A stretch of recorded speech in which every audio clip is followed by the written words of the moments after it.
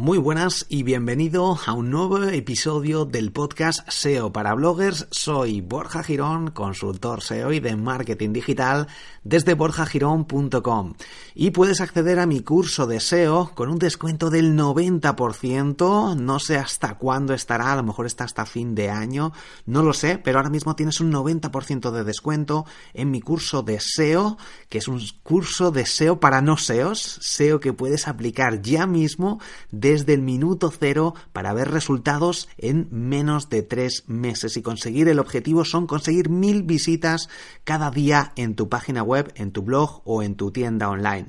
Te recomiendo que le eches un ojo desde borjagirón.com/curso. Repito, borjagirón.com/curso. Hoy voy a hablarte voy a comentar y voy a responder a 7 preguntas sobre palabras clave o keywords, o keywords, como dicen a veces algunos SEOs más con la temática o con la terminología más españolizada, por así decirlo. Se dice keywords en realidad. Bueno, las palabras clave, también llamadas keywords en inglés, voy a decir qué es exactamente, que sería la primera pregunta. ¿Qué es una palabra clave o keyword? Una palabra clave o keyword es al final una frase o una única palabra. En el SEO se interpretan los dos conceptos. Cuando decimos una palabra clave, también son frases o simplemente, como digo, una única palabra que se busca en Google y que nosotros tenemos que intentar posicionar. O el objetivo de las palabras clave es que nosotros salgamos posicionados cuando alguien busca esta frase o esta palabra. Y aquí entra un concepto llamado long tail, que ya hemos hablado creo en algún episodio, si no lo tienes dentro del curso de SEO o si lo buscas en YouTube hay algún vídeo por ahí. Y básicamente el concepto de long tail es, una vez tú escribes esa frase, por ejemplo, vamos a poner un ejemplo de mejores portátiles para estudiantes. Si alguien busca mejores portátiles, es posible que también salga este artículo. Este es el título, ¿no? Que el título obviamente es lo más importante o de las cosas más importantes del SEO. Y el título se correspondería con esa palabra clave que nosotros queremos posicionar. El long tail en realidad serían más términos con más largos, ¿no? Búsqueda, una cola larga que se puede decir, pero también yo meto en este concepto la cola corta. ¿Qué quiere decir esto? Yo imagínate que quiero posicionar mejores portátiles para estudiantes y autónomos, que es un artículo que tengo en borjagirón.com. Si alguien busca mejores portátiles para estudiantes, pues seguramente salga. Si busca mejores portátiles para autónomos, también. O mejores portátiles, aquí un texto o una frase más corta. Pero también si busca mejores portátiles para estudiantes y autónomos de Borja Girón en su blog, pues también va a salir. Para que te hagas una idea, lo ideal o lo que es más importante es que cuando intentamos posicionar, yo no trato de posicionar por long tail, por muchas palabras, o al menos es como yo trabajo el SEO. Intento posicionar por una única frase. Cuando alguien busca exactamente mejores portátiles para estudiantes, ese es el título que tengo que poner y eso es lo que realmente me interesa. Por tanto, las palabras clave son estas palabras que debemos utilizar en el título y en ese primer párrafo y luego obviamente dentro del contenido de forma apropiada para solucionar ese problema o ese título. De forma que, obviamente, si el título es mejores portátiles para estudiantes, dentro del contenido tiene que aparecer un listado con los mejores portátiles, con sus características, con sus fotografías, con sus vídeos, con comparativas, etc. Y en el primer párrafo, como consejo SEO, que funciona muy bien, debemos añadir estas palabras clave. ¿Qué quiere decir esto? Que debemos poner en este artículo vas a encontrar los mejores portátiles para estudiantes y autónomos, etcétera. Y voy a hablarte sobre ellos en base a mi experiencia, tal. Luego podemos utilizar palabras relacionadas como teclado, como software, como disco duro, etcétera, que obviamente tienen que aparecer Y luego también sinónimos. Por ejemplo, podemos utilizar el sinónimo en inglés laptop o computador o ordenador portátil, etc. Bueno, para que te hagas una idea, porque no tiene sentido que hablemos de portátiles y citemos la palabra portátil una única vez. O la palabra venta o la palabra comprar no aparezcan, porque estamos intentando, obviamente, ofrecer los mejores portátiles y, por tanto, es interesante añadir alguna oferta, algún descuento, algún enlace a alguna página web de Amazon, de Dell, de cualquier otra marca, etc. Bueno, esto, como digo, es la introducción a qué es una palabra clave. La segunda pregunta, algunas son preguntas que he ido yo haciendo, que son bastante típicas que me suelen llegar, y luego otras que me han ido mandando. Recuerda que si quieres puedes mandarme tus preguntas desde borjagirón.com/contactar. O todos los que estáis dentro del curso de SEO, en borjagirón.com/curso, también ahí tenéis para contactar conmigo. Bueno, ¿cómo hago un estudio de palabras clave? Vale, esta pregunta también es muy importante y esto es lo básico. En el curso de SEO para no SEOs lo que hablo es del Keyword Planner o el planificador de palabras clave de Google, que es una herramienta gratuita y con eso es suficiente prácticamente para conseguir cualquier cosa. Y de hecho en la primera lección, esto está en la lección 7 del curso de SEO, que como digo tiene el 90% de descuento. La primera lección que tengo, también donde hablo que es el SEO, también te pongo desde Google, con las sugerencias de Google podemos empezar a poner mejores portátiles y ya Google nos va a ofrecer un listado de términos o de palabras clave que la gente también está buscando y que nos puede dar ideas para generar este contenido más apropiadamente. Y con el planificador de palabras clave de Google, que es una funcionalidad que está dentro de Google Ads, es decir, pertenece a la publicidad que tú vas a hacer en Google para anunciarte en Google, pues tenemos esta funcionalidad. Los datos que nos dan es de campañas de Google. Esto me refiero a que la gente hace campañas y sale en la sección de anuncios de Google cuando alguien hace una búsqueda. Por tanto, no es la búsqueda natural, pero los SEO lo interpretamos o lo extrapolamos de forma que nos valga también para el posicionamiento natural. Así que no son los mejores datos, pero sí que se aproximan mucho a la realidad. Y por tanto, además de ser una herramienta de Google y ser gratuita, nos puede generar esta información necesaria a la hora de hacer este estudio de palabras clave y centrarnos en las palabras, en esas frases o en esos títulos para nuestros artículos, sobre todo de nuestro blog, que más puedan apropiarse al contenido que debamos crear en base a la competencia, en base al número de búsquedas que hay y en base al interés que tengamos nosotros en mostrar este contenido según nuestra estrategia de marketing digital. Que yéndonos al marketing digital, te recomiendo que escuches el podcast Marketing Digital, que es otro de mis podcasts, al igual que el podcast Mastermind Emprendedores Digitales que tengo junto a José Miguel García, donde hablamos sobre muchísimos temas relacionados con el emprendimiento y en ocasiones también mencionamos cosas de SEO. Así que bueno, volviendo al punto, ¿cómo hago un estudio de palabras clave? Con el planificador de palabras clave de Google. Esto es la herramienta más importante porque nos da los datos de Google y es gratuita y tienes dentro de la lección 7 ahí el cursito donde te explico cómo hacer este pequeño estudio para, en base a ideas que podamos tener, en base a otras frases o competencia, podamos realmente centrarnos en, generar un listado de posibles títulos para nuestros artículos o para nuestras páginas web de cada sección y elegir el título apropiado, el que más beneficio nos vaya a dar con el mismo tiempo y prácticamente el mismo contenido con algunas optimizaciones, ya que hay que hacer, como te he comentado en el primer punto de que es una palabra clave, orientado a esa palabra que realmente nos va a traer más tráfico, con menos competencia porque haya menos gente que lo esté utilizando o que a lo mejor vaya a necesitar algo más o menos de link building, de enlaces, de trabajo, pero que sepamos que va a atraer búsquedas. Esto siempre pongo también el ejemplo de cómo crear un blog o cómo hacer un blog. Bueno, pues gracias al planificador ponemos estas dos frases y Google nos va a decir, o el planificador, cómo está buscando realmente la gente estas palabras. Y nosotros ya, en base a esto, en base a los resultados que nos da el planificador, podemos elegir una frase u otra. Como digo, el tiempo que vamos a dedicar es el mismo, el contenido va a ser prácticamente lo mismo, pero luego el resultado y el número de visitas y tráfico que vamos a conseguir va a ser distinto, más o menos en función de si hemos hecho este pequeño estudio de palabras clave. Así que es muy importante esta fase. Con esto cambia todo nuestro contenido, cambia todo nuestro negocio, porque podemos conseguir muchísimas más ventas, más visitas, más conversiones, más leads con el mismo trabajo. Y esto es siempre lo que intento que la gente haga en cualquier proyecto online.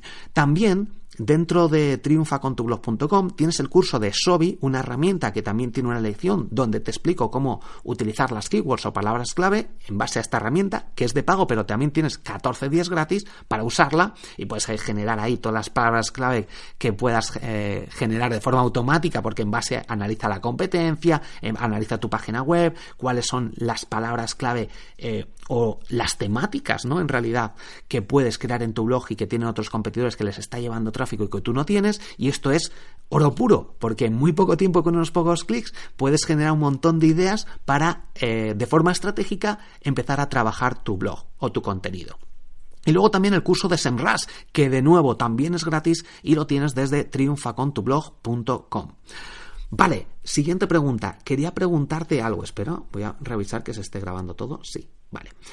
Voy a intentar ir más directo al grano, que si no se nos puede alargar estas 7 preguntas que quiero responder en este episodio. Quería preguntarte algo. Hay titles que ocupan 30 o 35 caracteres. Yoast SEO me lo marca en naranja. Eso quiere decir que, bueno, esto ya te lo digo yo, que cuando está bien algo te lo pone en verde, ¿no? Como el semáforo. Cuando algo le falta te lo pone en naranja, y cuando está mal te lo pone en rojo. Vale, pues esto se lo marca en naranja, como que falta todavía más caracteres. Pero a mi parecer está bien. Lo importante es no pasarse de los 55 caracteres. ¿Es así? ¿Es esto correcto? Me pregunta. Efectivamente, al final, Yoast SEO es algo orientativo. A Google le gusta, y a Yoast SEO también intenta seguir los criterios que dice Google en sus políticas, que se utilicen las máximas palabras posibles para rellenar el espacio que tenemos, pero no es obligatorio. Obviamente, cuantas menos palabras utilicemos, va a haber más competencia y va a ser más difícil posicionarte. En el ejemplo, y además no nos vamos a centrar tanto en ese nicho, en ese sector o en esa temática. Por ejemplo, volvemos al ejemplo de mejores portátiles para estudiantes. Yo podría poner portátiles. Ya está. Obviamente es una palabra dentro de esa keyword o frase o palabras clave, pero va a ser mucho más complicado, la competencia va a ser mayor, porque aquí entra el Corte Inglés, entra MediaMarkt, etcétera, o Amazon, que yo no puedo competir con ellos. Pero podemos intentar posicionarnos por mejores portátiles. Pero si nos centramos un poquito más y buscamos ese público objetivo, pues nos vamos a mejores portátiles para estudiantes. Va a haber menos competencia, va a ser más fácil posicionarnos y además vamos a ofrecer un contenido más específico para un público determinado. Y eso es lo que busca en muchas ocasiones Google, que generes un contenido específico para responder las preguntas a esas personas que están buscando ese contenido. Entonces, si con 30 o 35 caracteres ¿cumples esto que te estoy comentando? Adelante, no hagas caso a Yoast hasta cierto punto. Yoast, como digo, intenta ayudarnos en ese aspecto, pero en muchas ocasiones no hace falta ir a por el semáforo verde. Cuarta pregunta. Una vez que una web está posicionada por SEO, si no hay un cambio de contenido de las páginas que componen la web, ¿hay que tener un mantenimiento mensual del SEO de estas páginas? Bueno, la actualización o el mantenimiento SEO, si no haces nada, si no estás generando contenido nuevo, aquí o actualizando contenido, vas a tener un problema. No es cuestión de tener que actualizar o que alguien pagues a un experto SEO para que te revise el SEO. Aquí entra el problema de que no estás actualizando tu página web, no estás haciendo las revisiones oportunas, no estás generando contenido, no estás optimizando, no estás realizando test A/B, no estás analizando los datos que hay en este momento y que pues este mes puede haber caído comparando con años anteriores, comparando las conversiones. Todo el trabajo de SEO y de marketing digital no se está realizando. Entonces, si no estás haciendo nada de esto, obviamente no necesitas que nadie esté revisando porque te da igual tu proyecto, te da igual tu página web. Entonces, cuando tú le dedicas tiempo a realizar todo este tipo de tareas, para mejorar tu proyecto web, porque las cosas van cambiando, porque tienes que revisar tus artículos más antiguos y actualizarlos, porque debes optimizar y realizar test A/B, etcétera. Todas las tareas que se deben hacer de forma periódica, semanal o diariamente en una página web. Cuando no se hace eso, obviamente, pues te da igual todo. Entonces, el problema no es si tienes una persona y la estás pagando o no, por no hacer nada. Obviamente, si no estás actualizando tu página web, pues de nada sirve un mantenimiento mensual de SEO. De nada sirve, a no ser que este mantenimiento esté trabajando en compartir en redes sociales, en trabajar el link building a través de artículos, generación de artículos de invitado, en otras páginas web, etcétera. Cuidado con esto también, que yo veo agencias, entre comillas, o freelance de SEO que se dedican a, no estás haciendo nada, pero yo te estoy haciendo link building. Y lo único que se dedican, o al link building que se dedican, es a añadir comentarios en distintos blogs y en el campo nombre te ponen ahí pues lo que sea, relojes baratos, y te ponen qué buen artículo, para conseguir un enlace, no un follow obviamente, en un artículo, algo relacionado con relojes. Bueno, este tipo de técnicas no funcionan desde hace mucho tiempo. Además, si a mí me lo intentan colar con esto, además de que no lo publico, o que en caso de publicarlo, porque a lo mejor el artículo o el comentario sea algo más positivo o que aporte algo de valor, en el campo nombre lo quito y le pongo anónimo, y el enlace lo quito también. A pesar de que esto, como digo, es más que nada por mi audiencia. Pero de cara a Google, esto hace tiempo que no lo tiene en cuenta. O realmente estamos focalizando nuestros esfuerzos de link building en algo que no se justifica. Y aquí es donde entraría el trabajo de marca personal. Si, por ejemplo, yo esto lo hago buscando Borja, en el campo nombre pongo Borja Girón y en el campo URL pone Borja Girón, eso tiene sentido. No tiene sentido poner en el campo nombre relojes baratos, porque se ve a leguas que lo único que nos interesa es conseguir un enlace. Por tanto, mucho cuidado con este tipo de estrategias de link building. Tengo un artículo en borjagirón.com hablando sobre esto y sobre cómo realmente podemos realizar estrategias de link building efectivas que funcionen y dónde utilizar este tiempo de forma apropiada para que se vean resultados, para que este trabajo de link building, que al final tiene que estar enfocado a la calidad de nuestro contenido, genere enlaces y esto haga que mejore nuestra autoridad y consigamos mejores posiciones en Google, más visitas, más tráfico, más conversiones, más ventas. De nuevo, en borjagirón.com, si entras en la sección del blog, pones ahí en el buscador enlaces o link building, vas a ver este artículo. O si buscas en Google, obviamente, qué es link building y cómo utilizarlo. Quinta pregunta. Jesús me pregunta: buenas, ¿podría usar un subdominio para crear una palabra clave junto al dominio? Ejemplo, si el dominio es relojesinteligentes.com pero está ocupado, ¿puedo crear relojes.inteligentes.com? ¿Google entenderá qué uso la palabra clave en mi dominio? ¿Me ayudaría a posicionar tener la palabra exacta, aunque sea en un subdominio? Gracias. Bueno, aquí muchas veces pecamos de intentar sobreoptimizar o buscar como el dominio es lo más importante y luego si no tengo esto no me va a funcionar. Yo prefiero centrarme en elegir ese nombre de marca para nuestro dominio. Google cada vez tiene más en cuenta la marca, por eso no se centra tanto. Sí que es importante y, como digo, este es un pequeño factor dentro de los más de 300, 400 o 500 que tenga Google en estos momentos, que me da igual, pero sí que, obviamente, si piensas de cara al usuario, ¿qué prefieres? ¿Alguien que compre en relojesinteligentes.com y sea un blog de nicho centrado en ganar dinero con Amazon, o en una página web que sea, no sé ahora mismo qué ejemplo ponerte, pero tampoco sería relojes baratos, porque al final, a no ser que trabajemos la marca con relojes baratos o con relojes inteligentes, lo importante es tener una marca, que alguien diga, la web de relojes inteligentes, qué buena es esa, ¿no? O PC Componentes, pues ya es PC Componentes, en sí es una marca, aunque utilice la palabra PC y componentes cuando alguien lo busca en Google. Ya tenemos una marca. O vuelosbaratos.es, ya tiene su marca a pesar de estar utilizando el dominio con las palabras clave en el propio dominio. Entonces, para mí esto sería lo más importante. Con respecto a la pregunta, un subdominio, relojes.inteligentes.com, para Google es un dominio distinto. Los subdominios se consideran de una forma como si fueran algo distinto a lo que es el dominio principal. Por tanto, aquí si tenemos inteligentes.com, estamos perdiendo potencial. Bajo mi punto de vista, lo ideal sería inteligentes.com/relojes. ¿Por qué? Porque estamos pasando la autoridad del dominio a esa carpeta o a ese artículo, ¿no? Según la estructura que tengamos, que en borjagirón.com, bueno, en el curso de SEO te explico cómo hacer esto. Bueno, y en triunfacontublog.com también.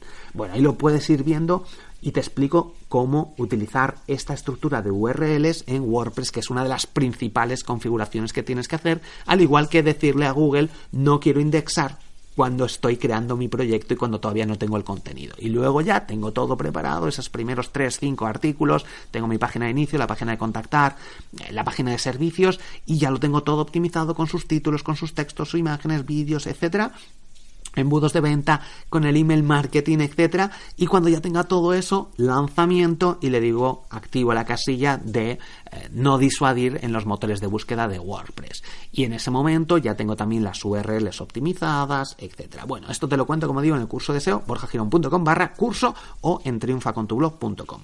Vale, entonces, aquí yo no utilizaría subdominios y crearía inteligentes.com/relojes, inteligentes.com/ no sé, lo que vayas creando con inteligentes.com, para aprovechar la autoridad del dominio y no empezar de cero con el proyecto.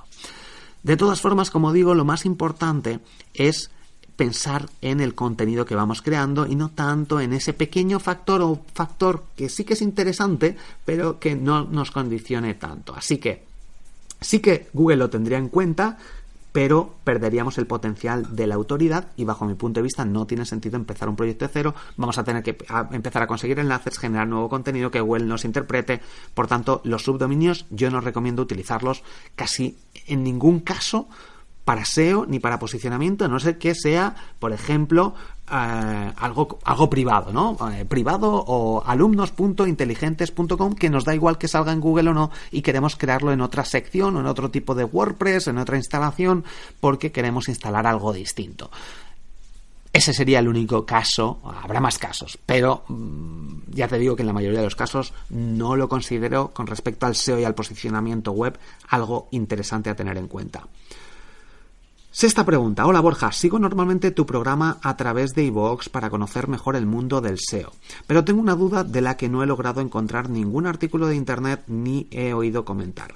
Si por ejemplo quisiera posicionar la palabra clave experiencia del cliente, pero las búsquedas en español en este concepto son muchísimas más con la palabra clave Customer Experience o Customer Experience, las dos significan lo mismo, solo que el término en inglés se busca más. Yo querría posicionar las dos, aunque deben ser tratados, quiero que cada una de ellas tenga su página a las cuales lanzar enlaces para los diferentes artículos del blog. ¿Tiene sentido crear un dominio tipo midominio.com/customer-medio experience y otro midominio.com/experiencia-medio del-medio cliente, o mejor midominio.com/customer experience y /experiencia-del cliente? Bueno, aquí veo dos puntos, o bueno, un punto importante. En este tipo de casos que tengamos dudas, hacemos la búsqueda en Google y vemos cómo lo interpreta. Si la gente en España o en México o en Argentina busca Customer Experience, porque no estamos acostumbrados a buscarlo en inglés, tenemos que hacer la búsqueda en nuestro país, en español, y vemos qué es lo que muestra Google. Si Google interpreta y traduce y si hay un artículo que habla sobre experiencia del cliente y aparece cuando alguien está buscando en inglés, tendremos que utilizar la misma técnica, porque Google está entendiendo y traduciendo de forma automática, porque ya lo conoce, ya lo interpreta, es capaz el algoritmo de Google de interpretar estas cosas. Entonces esto sería lo primero, ver cómo sale en Google, hacer este tipo de búsquedas de dudas que tengamos y ver y analizar a la competencia, ver cómo lo interpreta Google. Una vez esto, tienes que pensar, una vez visto esto, como digo, bueno, tienes que pensar después si realmente tiene sentido. ¿Qué vas a contar? ¿Qué vas a crear? ¿Un artículo donde hables sobre Customer Experience y otro sobre experiencia del cliente? Me estás diciendo que es lo mismo. Entonces, no tendría mucho sentido, a no ser que lo tratemos de una forma distinta. Uno, experiencia del cliente para vendedores y otro experiencia del cliente para o Customer Experience para compradores. Pero tampoco tendría mucho sentido. Lo ideal sería, pues, hablar en el mismo artículo sobre todos estos conceptos de para clientes, para vendedores, para el usuario, para Internet, para una tienda física. O si realmente ya para una tienda física o en una página web son conceptos que cambian mucho y que dan para un artículo nuevo, en este caso deberemos segmentar experiencia del cliente para páginas web o experiencia del cliente para tu tienda física. Bueno, como digo, tenemos que pensar en a qué público nos queremos dirigir y luego también podríamos interpretarlo o crear ese artículo con experiencia del cliente o Customer Experience, que esto también yo lo utilizo en distintos términos. ¿Por qué? Porque ahí dejamos claro esos dos conceptos cuando alguien lo busca y Google interpreta que es lo mismo porque está en el mismo título, está en ese mismo primer párrafo. Podemos decir, en el primer párrafo, la experiencia del cliente, también llamada Customer Experience, se centra en analizar cómo se comporta el cliente en nuestra página web o en otras tiendas físicas o lo que sea. Bueno, lo que ya tratemos en nuestro artículo, respondiendo siempre al qué es la experiencia del cliente o Customer Experience, el cómo se utiliza, el para quién está pensado, bueno, todos estos qué, cómo, cuándo, dónde, por qué, todas estas palabras o todos estos conceptos que deben estar respondidos en los artículos. Por tanto, esta sería la solución, poner el mismo título, experiencia del cliente o Customer Experience, cómo utilizarlo o cómo lo que sea. Y siempre basado en los términos o en la interpretación que le está dando Google según veamos nosotros en los resultados. Así que siempre pensando en el usuario y esto pues sería esta mi respuesta básicamente. Luego, ¿qué más preguntas me han hecho? Bueno, no sé si me han hecho más preguntas. ¿Esta era la séptima? No, esta era la sexta. Y debería tener otra pregunta por aquí. Vale, esta. La última pregunta.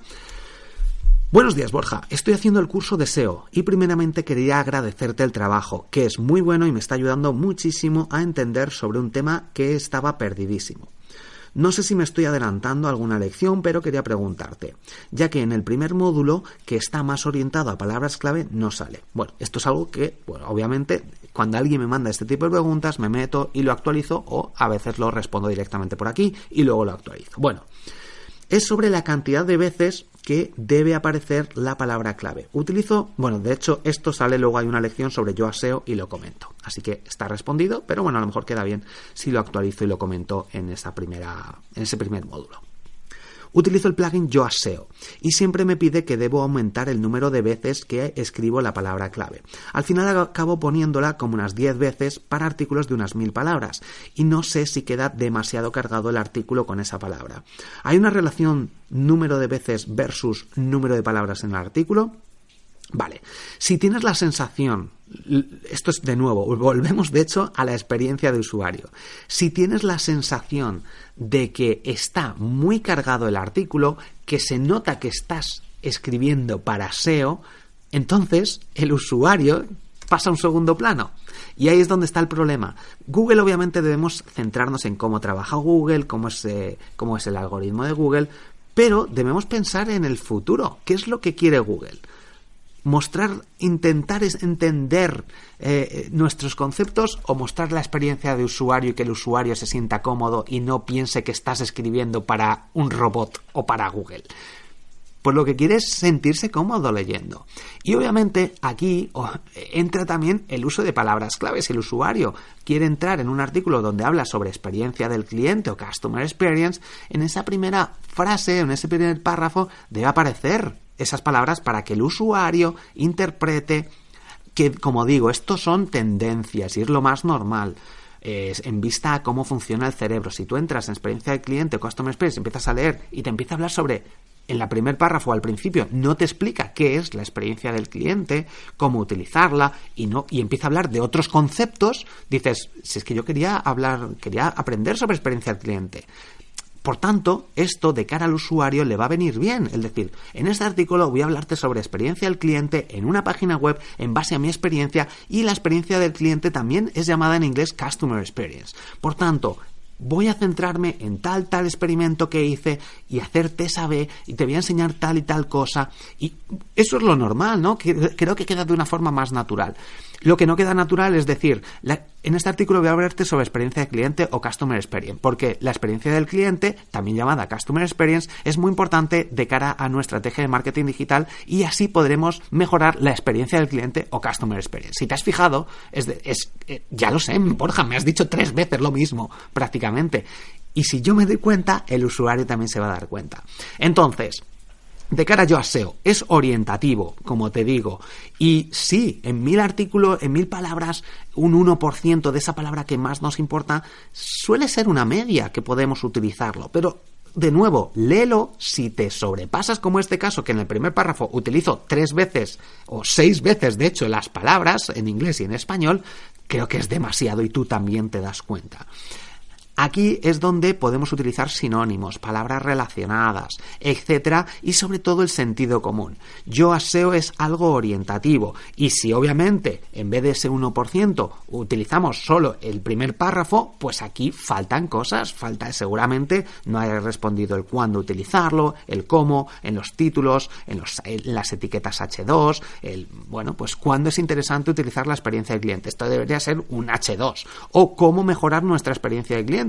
Estamos diciéndolo, pero vamos a hablar sobre este punto en esa sección del artículo donde vamos a responder al cómo. Y aquí sí que podemos poner, en vez de poner H2 cómo, con el subtítulo, pues podemos decir cómo mejorar la experiencia del cliente. Y ahí hablamos sobre la experiencia del cliente. Ya no tenemos que repetir otra vez porque ya lo hemos puesto en el primer párrafo, porque está en el subtítulo y queda muy claro.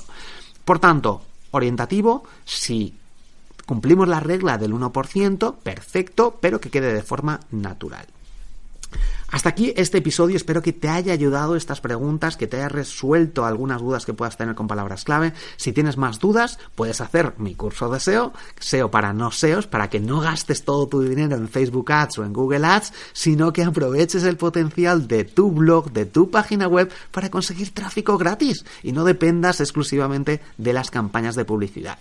borjagirón.com/curso. Tienes un 90% de descuento. En lugar de 497 euros, que es el precio normal, ahora, durante cierto tiempo, no te voy a decir cuándo es el plazo, pero seguramente a principios de año, finales de año, lo quite, del año 2019. En 2020 lo suba el de precio, porque voy a realizar algunos cambios, algunas actualizaciones. Pero bueno, si tienes acceso, vas a ir viendo todas las actualizaciones que de hecho hago de forma frecuente. Bueno, el caso, 90% de descuento, se queda en 47 euros ahora mismo, borjagirón.com/curso. Muchísimas gracias por estar aquí, por lanzarme tus preguntas desde borjagirón.com en la sección de contactar, por estar al otro lado, por escuchar, compartir, por las reseñas que estáis dejando en Apple Podcast. Muchísimas gracias, en algún episodio las leeré. Gracias a todos los que estáis aprendiendo SEO y aprovechando este potencial del SEO para conseguir más tráfico, más visitas. Gracias por seguirme en Instagram, @borjagirón, y nos escuchamos en el próximo episodio. Hasta pronto.